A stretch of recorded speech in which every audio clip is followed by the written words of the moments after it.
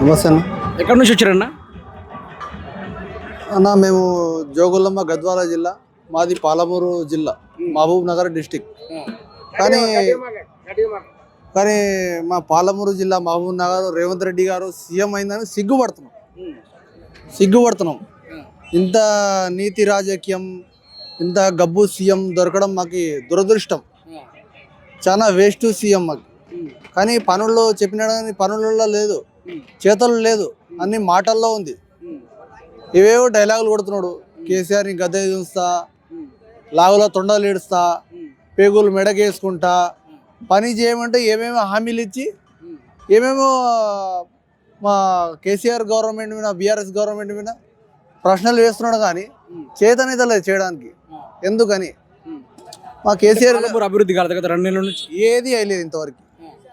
కేసీఆర్ ఉన్నప్పుడు చెప్పనివి చేసినాడు. రేవంత్ రెడ్డి గారు ఏముందంటే సిగ్గుపడుతున్నాం, చెప్పినవి కావట్లేదు. ఎందుకైతే లేదు? కేసీఆర్ అప్పు చేసినాడు అని అంటున్నాడు. కేసీఆర్ అప్పు ఎందుకు చేసినాడు? ఎన్ని కావాలా, ఏమేమి హామీలు చూపించాలా, మీకు అన్నీ చూపిస్తాం మేము ప్రజలం. మీరు ఏం చేసినారు? ఇప్పుడు కాంగ్రెస్ ఫెయిల్ అయిపోయింది అనుకోవచ్చు. కాంగ్రెస్ పార్టీలో సీనియర్ నేత అయిన జీవన్ రెడ్డి బీఆర్ఎస్లో చేరడం, రాబోయే రోజుల్లో కూడా ఇక్కడ కాంగ్రెస్ పార్టీకి డిపాజిట్లు దక్కే అవకాశం ఉందా? పక్కా అదైతే. రేవంత్ రెడ్డి వచ్చినప్పటి నుంచి కాంగ్రెస్ ఫెయిల్ అయిపోయింది. కాంగ్రెస్లో ఏముందంటే సీనియర్ లీడర్లు ఉన్నారు. సీనియర్ లీడర్కి అసెంబ్లీలో మాట్లాడుతున్నాడు. బిడ్డ తొక్కుకుంటూ వచ్చినా అని అంటున్నాడు. ఎవరిని తొక్కున్నాను? మా బీఆర్ఎస్ నాయకుని దొక్కలేదు నువ్వు. మీ కాంగ్రెస్ నాయకులు ఉన్నారా? అందరినీ తొక్కుకుంటూ వచ్చినావు నువ్వు. తొక్కి డబ్బులకి అమ్మడబట్టి ఏమో డబ్బులు ఇచ్చి సీఎం అయినావు నువ్వు. చంద్రబాబు ఒక తొత్తువు నువ్వు.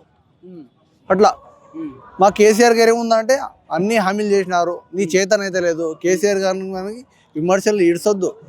ఏముందంటే కేసీఆర్ అప్పులు చేసినాడు. కేసీఆర్ అప్పు చేసి ప్రతి పని చేసినాడు. నువ్వు ఏం చేయించినావు చూపి. మేము జోగులమ్మ గద్వాల నుంచి వచ్చినాము ఇక్కడికి.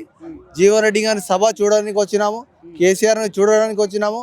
పోయిన సంవత్సరం ఏప్రిల్ 27న వరంగల్లో రజతోత్సవ జరిగింది, అక్కడ కూడా చూసినాము. అక్కడ ప్లీనరీ సభకి, ఆవిర్భావ సభకి ఇదే రేవంత్ రెడ్డి కుట్రలు వేసి సభకి పర్మిషన్ ఇవ్వకుండా క్యాన్సిల్ చేసినట్టు వినపడుతుందని, ఆ సభ జరుగుతుందో లేదో అని మేము జీవన్ రెడ్డి గారి సభ 20 తారీఖు జరుగుతుందని నిన్న సాయంత్రం 4:30కి మేము ట్రైన్లో బయలుదేరి ఇక్కడ వచ్చినాం. జరిగింది. ఎట్లా ఉండబోతుంది జగిత్యాల కేసీఆర్ సభ తర్వాత? ఎట్లా ఉండబోతుంది? చాలా వాతావరణం మారుతుంది, అంతా వాతావరణం మారుతుంది. 1,00,000 మందితో పైగా వస్తారు. ఏమి రేవంత్ రెడ్డి గారు ఇదే మా సీఎం గారు ఈడ సభ పెట్టినారు. మా జీవన్ రెడ్డి ఈడ సభ పెడితే వాళ్ళు కాళేశ్వరం పోయి సభ పెట్టుకుంటారు. ఎందుకు పెడుతున్నావు? నీకు భయమా? కుక్కను చూసుకొని నక్క వాత పెట్టుకున్నట్టు సభ పెట్టుకున్నావు ఒకటే రోజు. ఎందుకు? మరుసటి రోజు పెట్టుకోవచ్చు కదా. 2.5 సంవత్సరం నుంచి ఏం చేయకుండా ఇప్పుడే రోడ్లు తవ్వుతున్నావు, ఇప్పుడే సభ పెట్టుకుంటావు. ఎందుకు నీకు అంత కుట్ర? అంటే భయపడుతున్నాడు మళ్ళీ.